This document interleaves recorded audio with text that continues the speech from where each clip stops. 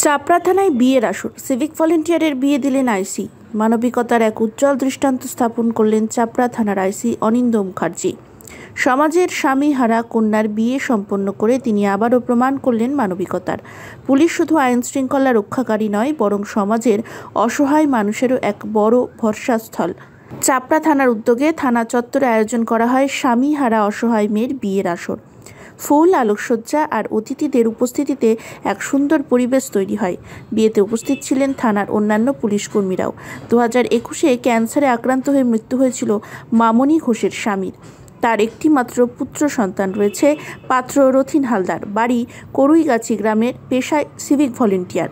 বিয়ে শুধু একটি সামাজিক দায়িত্ব নয়, বরং এক মহৎ উৎসব। আইসি অনিন্দ্য মুখার্জির এই উদ্যোগে এলাকার মানুষ অত্যন্ত প্রশংসা করছে। কন্যার হাত ধরে দিতে তিনি পিতৃস্নেহ ভরিয়ে দেন। কন্যার নতুন জীবনের জন্য আশীর্বাদও করেন তিনি।